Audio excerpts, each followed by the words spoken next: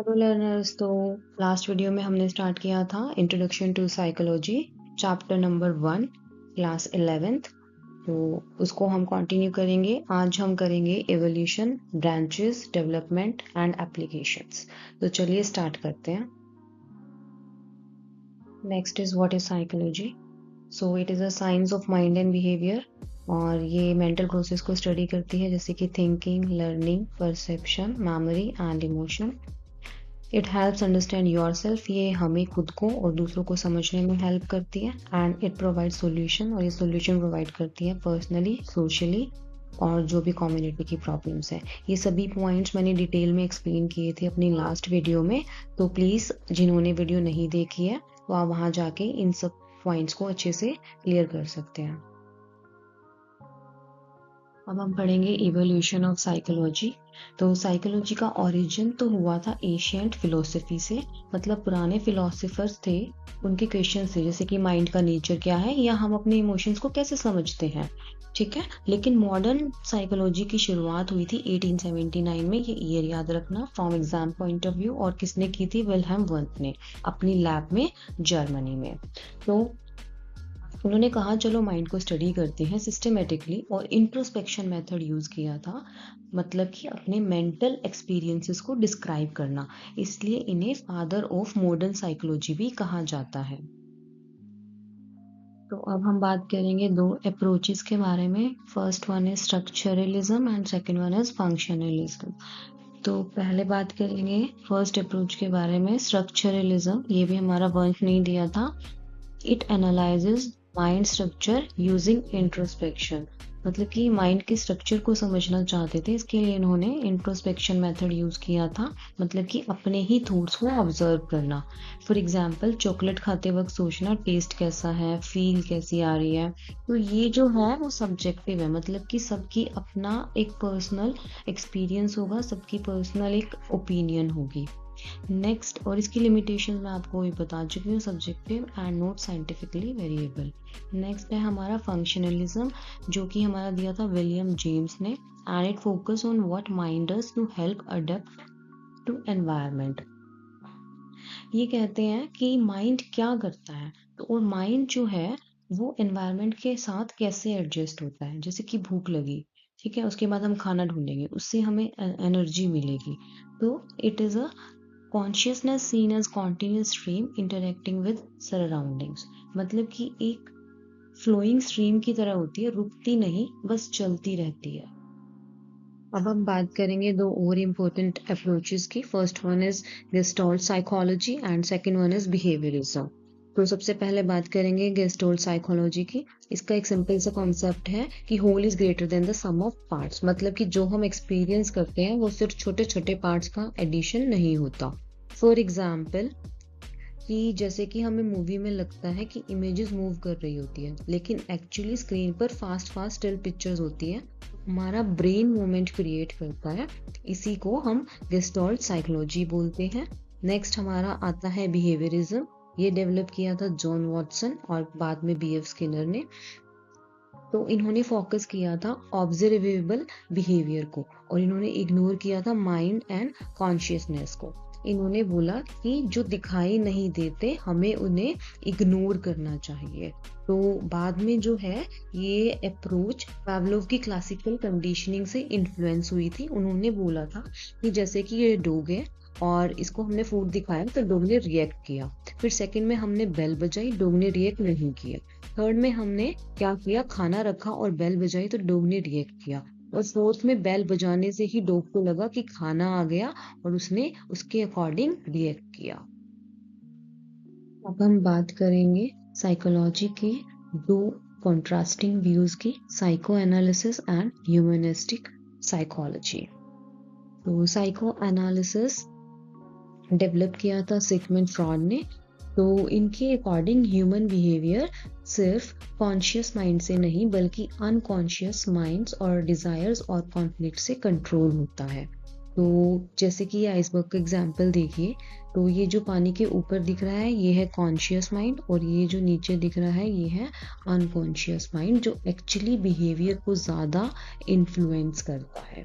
इसके अपोजिट है humanistic psychology, जिन्हें डेवलप किया था Carl Rogers and Abraham Maslow ने।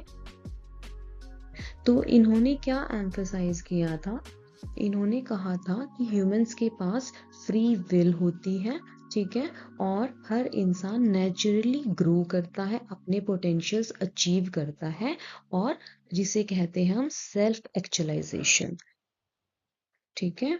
और इन्होंने ह्यूमनिस्टिक साइकोलॉजिस्ट ने बिहेवियरिज्म को क्रिटिसाइज किया था, क्योंकि वो ह्यूमंस को मशीन की तरह ट्रीट करते थे और फ्रीडम और डिग्निटी को इग्नोर करते थे।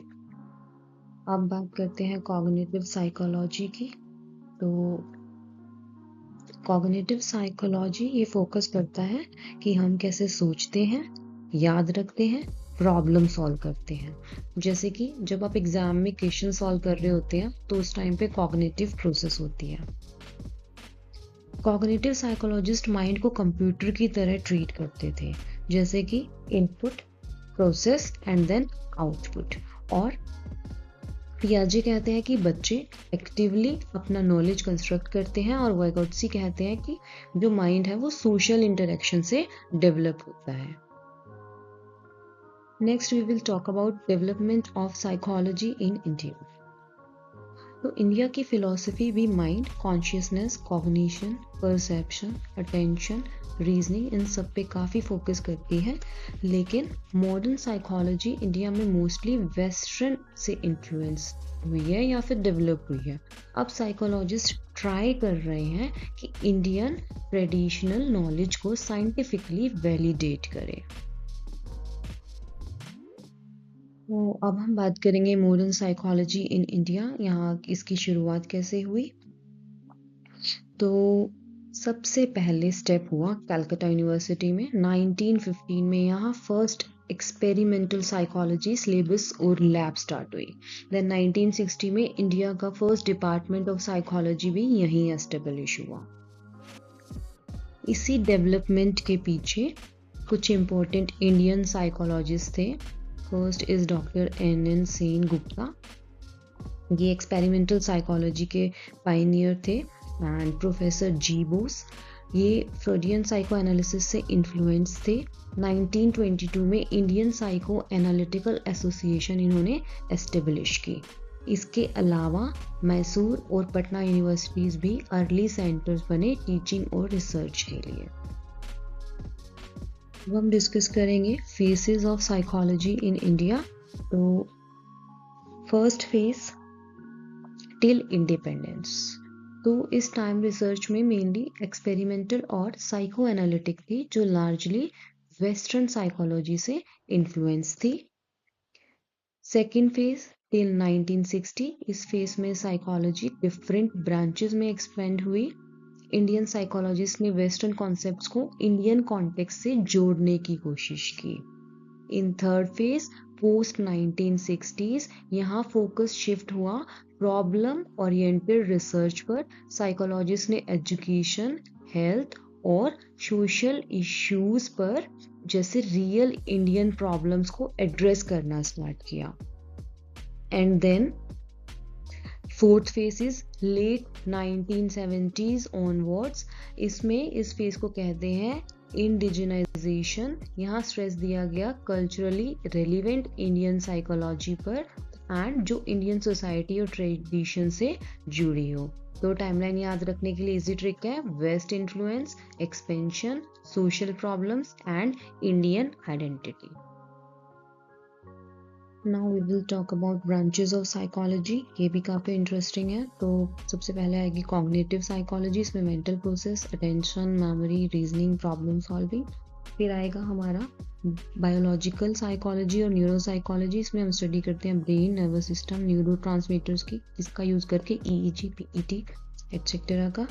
और फिर आता है हमारा डेवलपमेंटल साइकोलॉजी, इसमें हम ऑब्जर्व करते हैं बच्चे से लेके ओल्ड एज तक physical, emotional, social development study, सभी जो चेंजेस होते हैं वो स्टडी करते हैं। फिर आता है हमारा सोशल साइकोलॉजी, इसमें हम सोशल एनवायरनमेंट से इन्फ्लुएंस होते हैं, जैसे एटीट्यूड्स, कंफर्मिटी एटसेट्रा। फिर आता है हमारा कल्चरल एंड क्रॉस कल्चरल। इसमें हम कल्चर का बिहेवियर पे इफेक्ट हो डिफरेंट हो सकता है, जैसे कि इंडिया या फिर जापान के स्टूडेंट्स का बिहेवियर अलग हो सकता है, डिफरेंट हो सकता है। और लास्ट में हमारा आता है एनवायरमेंटल साइकोलॉजी। ये फिजिकल सराउंडिंग्स के अकॉर्डिंग इम्पैक्ट कर सकते हैं, जैसे कि ऑफिस की लाइटिंग या पोल्यूशन का इफेक्ट। फिर आता है हमारा हेल्थ साइकोलॉजी। इसमें हम हमारा क्या रोल रहता है, स्ट्रेस का, एंजाइटी का, या फिर पेशेंट डॉक्टर के रिलेशनशिप एक्सेट्रा। देन आता है क्लिनिकल एंड काउंसलिंग साइकोलॉजी। इसमें हम ट्रीट करते हैं जैसे कि डिप्रेशन, एंजाइटी या फिर डेली लाइफ प्रॉब्लम्स। फिर इंडस्ट्रियल एंड ऑर्गेनाइजेशनल, यहाँ पे work place behaviour training, employee training, selection, productivity कैसे इंक्रीज करें with the help of psychology. Then educational, इसमें learning methods, special needs education, ठीक है, ये रहेगा हमारा। उसके बाद स्कूल साइकोलॉजी, इसमें social emotional development of children. तो आपने देखा भी होगा आजकल स्कूल में काउंसलर्स होते हैं जैसे कि। फिर स्पोर्ट्स साइकोलॉजी, ये एनहांस करती है परफॉर्मेंस को, मोटिवेशन स्पोर्ट्स के लिए। और फिर इमर्जिंग फील्ड्स हैं हमारी, aviation, space, forensic, rural, political, मतलब कि बहुत सारे ऑप्शंस एक्सप्लोर करने के लिए। अगर ये क्वेश्चन एग्जाम में आता है ब्रांचेस ऑफ साइकोलॉजी, तो ये सभी ब्रांचेस हैं। आई थिंक हमने 12-14 ब्रांचेस करी हैं। तो एक तरीके से देखा जाए तो बहुत ही वास्ट जो है साइकोलॉजी का कॉन्सेप्ट है, और बहुत वाइड एरिया ये कवर करती है। देखते हैं साइकोलॉजी एंड अदर डिसिप्लिन्स। तो जैसा कि अभी हमने ब्रांचेस की थी, आपने देखा कि हम ऑलमोस्ट सभी एरियाज में साइकोलॉजी का यूज़ है, तो ऑलमोस्ट सभी डिसिप्लिन में है। तो सबसे पहले फिलॉसफी, माइंड या फिर ह्यूमन नेचर। फिर आता है मेडिसिन, हमारा mind body health, hospital counselling. फिर आता है हमारा सोशल साइंस, जैसे कि economics, political science, sociology, consumer behaviour etcetera, ये सब हम इसमें देखते हैं। कंप्यूटर साइंस, एआई या कॉग्निटिव कंप्यूटिंग एटसेट्रा, इन सब में यूज़ हो रहा है। Law and criminology, I witness की एक्यूरेसी, ज्यूरी के decisions etcetera, mass communication, media कैसे इन्फ्लुएंस इफेक्टिव कम्युनिकेशन के लिए, music, arts, architecture, engineering, human centre design. तो अब डिस्कस करेंगे साइकोलॉजी इन एवरीडे लाइफ। तो साइकोलॉजी सिर्फ थ्योरी नहीं है, रियल लाइफ प्रॉब्लम सॉल्व करती है। जैसे कि अगर हम बात करें तो personal, family, social, national problem actually सभी सॉल्व करती है। पर्सनल में जैसे कि अगर हम बात करें तो फैमिली इश्यूज हो गए, कॉन्फ्लिक्ट्स हो गए, सोशल आइसोलेशन हो गई, या फिर कुछ और भी हो सकते हैं, पॉवर्टी, वायलेंस एटसेट्रा। प्रॉब्लम, कई बार प्रॉब्लम हो जाती है अनहेल्दी थिंकिंग, नेगेटिव एटीट्यूड से, अनडिजायरेबल बिहेवियर से, तो उसमें साइकोलॉजी हेल्प करती है। And psychological analysis provides better understanding and solutions. तो अगर आज की बात करें तो psychologist is working in almost every field, schools में, हॉस्पिटल्स में, इंडस्ट्रीज में, प्रिजन्स में, मिलिट्री में, और प्राइवेट प्रैक्टिस में भी। तो क्या करते हैं, हेल्प करते हैं सेल्फ अंडरस्टैंडिंग में, पर्सनल ग्रोथ में, और रिलेशनशिप्स को बेटर बनाने के लिए। और हम इसको कहाँ कहाँ अप्लाई कर सकते हैं, स्टडी हैबिट्स के लिए, मेमोरी के लिए, इफेक्टिव डिसीजन मेकिंग के लिए, स्ट्रेस को मैनेज करने के लिए, और अपनी पर्सनल और सोशल लाइफ में इम्प्रूवमेंट के लिए। तो psychology is valuable for personal and social wellbeing. ठीक है, तो इन सभी के बारे में अभी तो मैंने आपको थोड़ा सा रिव्यू ही दिया है, इन सबको डिटेल में हम आगे स्टडी करेंगे। बाकी एग्जाम पॉइंट ऑफ व्यू से आप इतने लिख सकते हैं points, that is more than enough. Okay, तो हमारा चैप्टर 1 इज कंप्लीटेड, एंड मैंने कोशिश की है कि मैं आपको कुछ इंपॉर्टेंट क्वेश्चंस भी ऐड ऑन करके दे सकूं after completion of every chapter, तो आप उसकी प्रैक्टिस कर सकें। तो ये आपके वेरी शॉर्ट आंसर क्वेश्चंस हैं, इनको आप प्रैक्टिस कर सकते हैं। और ये शॉर्ट क्वेश्चंस 3-4 मार्कर्स में आते हैं। देन उसके बाद है हमारे लॉन्ग क्वेश्चन जो 5-6 मार्क्स में आते हैं। तो ये इंपॉर्टेंट क्वेश्चंस मैंने ऐड किए हैं। अगर आप चाहते हैं कि मैं इन पे भी कि how to write the answer तो एक डिटेल वीडियो बनाऊं, तो आप मुझे कमेंट कर सकते हैं। Thank you.